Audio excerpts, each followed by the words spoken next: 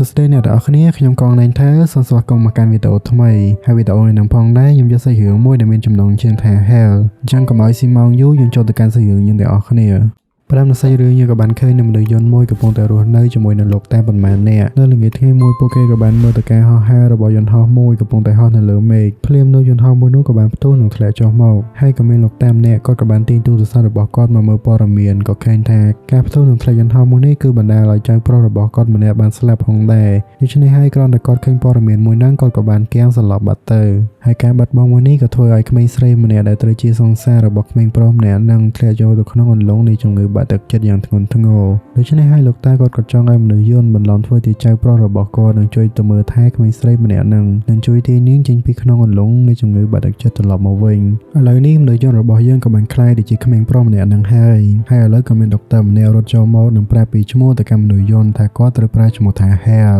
អញ្ចឹងហើយឥឡូវហ្នឹងខ្ញុំសូមហៅគាត់ថា Hell តែម្ដងទៅបន្ទាប់មកលោកដុកទ័រក៏បាននាំ Hell ទៅកន្លែងក្មេងស្រីម្នាក់នឹងរស់នៅពេលដែលអ្នកទាំងពីរកំពុងតែជិះរថភ្លើងនោះលោកដុកទ័រក៏បានឃើញ Hell កំពុងតែកាន់ដុំគប់មួយដែលមើលទៅនឹងក៏ដូចជាមិនសូវចេះលេងម៉ានេះអញ្ចឹងហើយលោកដុកទ័រក៏បានប្រៀន Hell ឲ្យចេះលេងដែលគេនឹងត្រូវបង្វិលវាឲ្យត្រូវតាមពណ៌នៃជ្រុងនីមួយៗហើយនៅលើពណ៌ទាំងអស់ហ្នឹងគឺមានការសរសេរប្រស្នានៅលើនឹងផងដែរដែល Hell ចាស់បានសរសេរវាកាលពីមុនបន្ទាប់មក Hell ក៏បានសាកល្បងបង្វិលដុំគប់មួយនោះដែលវាចេញជាពាក្យមួយផងដែរដែលថារស់នៅជាមួយនឹងគូរ៉ូមីកាត់ចុះមកកាន់ពេលដែល Hell បានទៅដល់ផ្ទះរបស់គូរ៉ូមីរស់នៅវិញ Hell គេក៏បានទៅជួបនឹងគូរ៉ូមីក៏ប៉ុន្តែនាងដូចជាមិនចង់ជួបនរណាម្នាក់ឡើយសូម្បីតែ Hell ដែលជាមនុស្សយន្តមួយនេះដោយសារតែម្ចាស់ផ្ទះគេហ្នឹងដូចជាមិនចង់ជួបមុខយើងអីម៉ានេះអញ្ចឹងហើយយើងក៏ទៅជួយរៀបចំផ្ទះគេទៅក៏លោកគេឲ្យជួបមុខខ្លះនៅពេលដែល Hell គាត់កំពុងតែជួយរៀបចំផ្ទះឲ្យគូរ៉ូមីនោះគាត់ក៏បានឃើញសភៅកំណត់ហេតុមួយជាមួយនឹងដុំគប់មួយបានធ្លាក់ចុះមកគាត់ក៏បានរើសសភៅកំណត់ហេតុមួយនោះមកមើលនិងបានឃើញនៅរូបជាច្រើនដែលគូរ៉ូមីជាមួយនឹង Hell ធ្លាប់ធ្វើជាមួយនឹងគ្នាកាលពីមុនហើយគាត់ក៏បានសាកល្បងបង្វិលដុំគប់មួយទៀតដែលវាប្រហែលជារបស់គូរ៉ូមីនិងបានចេញជាពាក្យមួយផងដែរហើយគេក៏បានរត់ទៅប្រាប់គូរ៉ូមីក៏តែមិនទាន់បានប្រាប់ផងហ្នឹងគូរ៉ូមីក៏បានដាក់ម្ដាយផាំងប្លង់ដុំគប់មួយហ្នឹងក៏ធ្លាក់ចូលទៅក្នុងពាងទឹកបាត់ទៅនឹងបានដេញ Hell ឲ្យចាក់ចេញទៅវិញចង់ដឹងថាពាក្យនៅលើដុំគប់ហ្នឹងមានន័យម៉េចហ៎វាគឺជាពាក្យថាចំអិនម្ហូបអញ្ចឹងហើយល្ងាចឡើងលបង Hell ក៏បានសាកល្បងធ្វើម្ហូបឲ្យគូរ៉ូមីញ៉ាំអើយងាប់អីបែរធ្វើបានតែម្ដងនឹងទេមកទៅបើគ្រាន់តែធ្វើម្ហូបតែប្រហែលបុកនឹងសោះហ្នឹងមើលចានក៏ឡើងដូចភ្នំបែកចានបែកឆ្នាំងរយរងនឹងជុកបន្ទាប់ពីធ្វើហើយក៏បានលាគូរ៉ូមីត្រឡប់ទៅវិញនឹងមកម្ដងទៀតនៅថ្ងៃស្អែកអូយទៅណាហើយមិនបាច់មកវិញទេស្អែកឡើង Hell ក៏បានត្រឡប់មកវិញនឹងបានធ្វើម្ហូបឲ្យគូរ៉ូមីញ៉ាំម្ដងទៀតតែហាងខកចិត្តតិចដោយសារតែម្ហូបម្សិលមិញហ្នឹងអត់ឆ្ងាញ់អញ្ចឹងគេអត់ញ៉ាំគេទុកចោលបន្ទាប់ពីអត់សប្បាយចិត្តរឿងម្ហូបគេអត់ញ៉ាំហើយ Hell ក៏បានលាគូរ៉ូមីទៅផ្សារហើយប្រាប់នាងថាបើសិនជាគូរ៉ូមីនឹងចង់បានអ្វីប្រាប់គេមកចាំគេទិញឲ្យនៅពេលដែល Hell ក៏ទៅដល់ផ្សារហើយគាត់ក៏បានឃើញនៅទិដ្ឋភាពមនុស្សម្នាជាច្រើននៅក្នុងផ្សារដែលមានកន្លែងនេះលក់ដូរនេះផងនោះផងអីចឹងណាក៏ប៉ុន្តែ Hell ហ្នឹងគេមិនបានទិញអីនៅក្នុងផ្សារទេបែរជាមកអង្គុយចាំទិញនំប៉័ងនៅក្រៅផ្សារវិញតែនំប៉័ងខំអង្គុយចាំទិញឡើងមកផឹកហ្នឹងមិនបានយកទៅញ៉ាំខ្លួនឯងទេបែរជាត្រូវក្មេងៗទៅដើមយកទៅញ៉ាំអីណែហើយអាកូនគីនោះបានញ៉ាំដែរគេយកនំប៉័ងទៅញ៉ាំហ្នឹងគេក៏បានជួយ Hell ផងដែរគេក៏បានជួយបង្វិលដុំគប់មួយនោះឲ្យ Hell នឹងបានចេញជាពាក្យមួយផងដែរតែពាក្យមួយនោះមានន័យថាខ្ញុំចង់បានតុក្កតាសត្វកវែងអញ្ចឹងហើយ Hell ក៏បានទៅប្រឹងអង្គុយស្វែងរកតុក្កតាសត្វកវែងទៅតាមអ៊ីនធឺណិតដែលវាពិតជាមានតម្លៃថ្លៃខ្លាំងណាស់តែក៏ហេងវិញក្មេងៗមួយក្រុមនោះក៏បានជួយស្វែងរកតុក្កតាសត្វកវែងទៅឲ្យ Hell ដែលតុក្កតាសត្វកវែងមួយនោះវានៅចំពីមុខហាងមួយដែលមានលោកអ៊ំចាស់ម្នាក់នៅអង្គុយចាំពីមុខហាងហើយ Hell ក៏បានស្កេនតុក្កតាសត្វកវែងមួយនឹងមើលដែលវាមានតម្លៃស្មើនឹង0ក៏ប៉ុន្តែអ៊ំប្រុសម្នាក់ហ្នឹងគាត់មិនចង់ឲ្យតុក្កតាសត្វកវែងមួយហ្នឹងទៅឲ្យ Hell ទេហើយ Hell ក៏បានទៅសុំជំនួយពីលោកដុកទ័រធ្វើម៉េចដើម្បីអាចយកតុក្កតាសត្វកវែងមួយនោះមកបានហើយលោកដុកទ័រក៏បាននិយាយថារបស់ខ្លះទោះបីជាវាមានតម្លៃស្មើនឹង0ពិតមែនក៏ប៉ុន្តែវាពិតជាមានតម្លៃថ្លៃខ្លាំងណាស់សម្រាប់មនុស្សម្នាក់របស់ខ្លះវាពិតជាមានតម្លៃថ្លៃខ្លាំងសូម្បីតែលុយកាក់ក៏មិនអាចយកទៅទិញបានផងដែរដូច្នេះហើយលោកដុកទ័រគាត់ចង់ឲ្យ Hell យល់នៅអត្ថន័យនៃពាក្យមួយនេះក៏ប៉ុន្តែលោកបង Hell យើងនឹងដូចមិនសូវយល់អីប្រហែលទេដូចថងមិនទេនេះហើយក៏មានអ្នកមីងម្នាក់ដែលអង្គុយនៅជិតនោះក៏បាននិយាយទៅកាន់ Hell ថាតាមពិតទៅតុក្កតាសត្វគោវែងមួយនោះវាពិតជាមានតម្លៃខ្លាំងណាស់សម្រាប់អ៊ំប្រុសដែលអង្គុយនៅមុខហាងមួយនោះវាគឺជាកាដូនៃអនុស្សាវរីយ៍របស់គាត់អញ្ចឹងហើយបានជាគាត់មិនចង់ឲ្យវាទៅកាន់នរណាគេម្នាក់នោះទេហើយក៏មានអ្នកមីងម្នាក់ទៀតដែលគាត់មានវិធីមួយគឺគាត់បានបញ្ចុះបញ្ចូលឲ្យលោកយាយដែលកំពុងតែអង្គុយអានសៀវភៅនៅខាងមុខនោះក៏ជួយបញ្ចុះបញ្ចូលទៅកាន់លោកតាម្នាក់ហ្នឹងដើម្បីឲ្យគាត់ឲ្យតុក្កតាសត្វគោវែងមួយនោះទៅឲ្យ Hell ក៏ប៉ុន្តែលោកយាយក៏ដូចជាមិនចង់ជួយ Hell អីប្រហែលទេ ហើយបន្តមកគាត់ក៏បានឃើញបតោងនៅលើអាវរបស់ Hal ដូច្នេះហើយគាត់ក៏បានសម្រេចចិត្តថានឹងជួយ Hal តែម្ដងបន្ទាប់មកលោកយាយគាត់ក៏បានទៅខលទូរស័ព្ទដើម្បីស្នើសុំតុក្កតាសត្វគោវែងមួយនោះមកឲ្យ Hal នៅពេលនោះផងដែរអ៊ំស្រីម្នាក់គាត់ក៏បានយកសភៅមួយមកឲ្យ Hal មើលដែលក្នុងសភៅមួយនេះសុទ្ធតែជារូបថតរបស់ Kurumi និង Hal ធ្លាប់ធ្វើកាលពីមុនជាមួយនឹងគ្នានៅទីនេះបន្ទាប់ពីមើលចោលលោកយាយក៏បានខលចប់ដូចគ្នាក៏បានមកប្រាប់ថាឲ្យ Hal នឹងទៅយកទៅតុក្កតាសត្វគោវែងមួយហ្នឹងហើយ Hal ក៏បានអរគុណលោកយាយយ៉ាងមកទៅហឹងមនុស្សចាស់ហើយ Hal គេនៅចង់ឲ្យបតោនៅលើអារបស់គេទៅលោកយាយក៏ប៉ុន្តែលោកយាយក៏បាននិយាយថាឯងទុកវាទៅចាត់ទុកថានេះគឺជារបស់ដែលថារក្សាការចងចាំដែលឯងធ្លាប់បានជួបយើងនៅទីនេះហើយ Hal គេក៏បានអរគុណលោកយាយម្ដងទៀតកាត់ចង់មកកាន់ Kurumi វិញគេក៏បានអង្គុយមើលរឿងរ៉ាវកន្លងដែលធ្លាប់បានធ្វើជាមួយនឹង Hal កាលពីមុនក៏ប៉ុន្តែនាងមើលបានតែបន្តិចប៉ុណ្ណោះវីដេអូស្រាប់តែដាច់ក៏ព្រោះថាឧបករណ៍ដែលបានចាក់ហ្នឹងវាយ៉ាងខូចបន្តិចហើយនាងក៏បានចេញមកក្រៅដើម្បីយកវាមកជួសជុលខណៈពេលហ្នឹងផងដែរលោកដុកទ័រនិង Hal កំពុងតែលើកតុក្កតាសត្វគោវែងមួយនោះត្រឡប់មកវិញហើយអាពេលកំពុងតែលើកតាមផ្លូវហ្នឹងក៏មានក្មេងៗនិងមនុស្សធំនិយាយថាអុយមិនដែលឃើញនេះតុក្កតាអីក៏ធំម៉េះហើយសុទ្ធតែសាច់ឡើងទលុកទលន់ហ្មងហើយនៅពេលដែលលើកចិត្តមកដល់ផ្ទះហ្នឹងKurumi នាងក៏បានឃើញនាងក៏បានរំភើបចិត្តផងដែរបន្ទាប់មកនាងក៏បានចុះមកមើលរួចក៏បានរត់ទៅបន្ទប់បាត់ទៅនឹងទូសម្បត្តិអរគុណមួយទៅឲ្យ Hal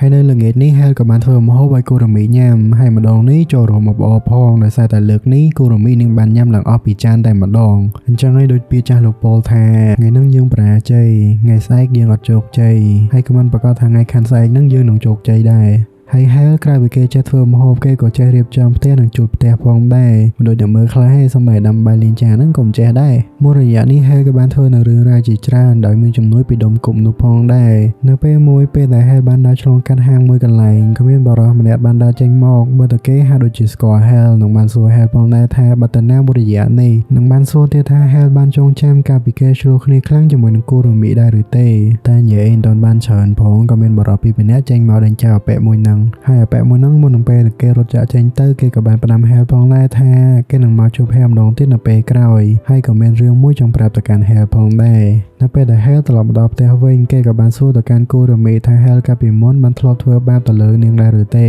ហើយនាងក៏បានឆ្លើយវិញថាមិនដែលនោះទេគេមិនដែលធ្លាប់ធ្វើបាបទៅលើនាងសូម្បីតែម្ដងឡើយបន្ទាប់មក Kurumi នាងក៏បានឲ្យ Hal ឃើញនៅរឿងដែលពួកគេបានឆ្លោះគ្នាខ្លាំងនៅថ្ងៃនោះតាមពិតទៅអ្នកទាំងពីរបានឆ្លោះគ្នាដោយសារតែ Hal បានយករបស់នៅក្នុងហាងយកទៅលក់ទាំងអស់ដើម្បីបើកហាងឲ្យធំជាងនេះហើយអ្វីទាំងអស់នេះ Kurumi នាងមិនដែលចង់បាននោះទេនាងគ្រាន់តែចង់បើកហាងលក់របស់អនុស្សាវរីយ៍តូចមួយនៅក្នុងភូមិនិងមានមិត្តដែលគឺជាអតិថិជននៅក្នុងភូមិទាំងអស់នេះក៏ប៉ុន្តែ Hal គេមិនបានគិតបែបហ្នឹងនោះទេគេបានគិតថាការដែលពួកគេធ្វើបែបនេះនឹងធ្វើឲ្យពួកគេក្រជាមិនខានអញ្ចឹងហើយអ្នកទាំងពីរក៏បានចែកផ្លូវគ្នាក៏ត្រឹមនេះហើយវីដេអូដែលអ្នកទាំងពីរបានមើលហ្នឹងក៏ដាច់ត្រឹមហ្នឹងអញ្ចឹងហើយអ្នកទាំងពីរក៏បាននិយាយសុំទោសគ្នាទៅវិញទៅមកនិងសុំទោសនៅរឿងរ៉ាវកាលពីមុនដែលធ្លាប់ខុសមកលើគ្នាបន្ទាប់មក Hal បានទៅជួបនឹងលោកដុកទ័រដើម្បីសួរពីប្រវត្តិរបស់ Hal កាលពីមុនបន្ថែមទៀតបន្ទាប់មកលោកដុកទ័រគាត់បាននិយាយថាគាត់បានស្គាល់ Hal កាលពី3ឆ្នាំមុនហើយគេមានមិត្តម្នាក់ឈ្មោះថា Ryo ដែលជួបនឹង Hal កាលពីថ្ងៃមុននឹងឯងកាលពីពួកគេនៅក្មេងពួកគេបានធ្វើការងារអាក្រក់នៅកន្លែងខុសច្បាប់មួយតែមានថ្ងៃមួយអ្នកទាំងពីរក៏បានធ្វើអ្វីមួយខុសនិងត្រូវបានគេបណ្តេញចេញចាប់ពីថ្ងៃនោះមកពួកគេក៏បានលក់អ្វីគ្រប់យ៉ាងដែលពួកគេមានដើម្បីរកប្រាក់ភ្លាមនឹងដែរអ៊ំស្រីម្នាក់ក៏បានបង្វិលដុំគប់មួយនោះដែលចេញជាពាក្យមួយថាទៅលេងនៅពិធីបុណ្យចូលឆ្នាំដូច្នេះហើយលោកដុកទ័រក៏បានប្រាប់ឲ្យ Hal ទៅយកឈុតប្រពៃណីពីលោកតានៅតូក្យូដើម្បីយកមកឲ្យ Kurumi នៅពេលដែលទៅដល់លោកតាមិនត្រឹមតែមានឈុតប្រពៃណីឲ្យ Kurumi នោះទេថែមទាំងមានសម្រាប់ Hal ផងដែរគាត់បាននិយាយថានេះគឺជាស្នាដៃរបស់ Kurumi នាងបានធ្វើសម្រាប់ Hal គាត់បានបន្ថែមទៀតថា Hal គេបានកើតមកជាមួយនឹងរាងកាយទន់ខ្សោយនិងបេះដូងខ្សោយអញ្ចឹងហើយប៉ាម៉ាក់របស់គេបានខិតខំធ្វើការដើម្បីផ្លាស់ប្ដូរបេះដូងមកឲ្យគេអញ្ចឹងហើយពួកគាត់ក៏បានជាប់ជំពាក់បំណុលគេផងដែរដែលដល់បំណុលនេះមិនបានពួកគាត់ក៏បានធ្វើការរួចគេចខ្លួនបានទៅនឹងទុកឲ្យ Hal នៅតែម្នាក់ឯងហើយ Kurumi នាងចង់ជួយ Hal ខ្លាំងណាស់បន្ទាប់ពីនោះ Hal ក៏បានយកសម្លៀកបំពាក់ប្រពៃណីនោះទៅឲ្យ Kurumi និងបានសួររឿងដែល Kurumi នឹងចង់ជួយ Hal ជាអំពីអ្វី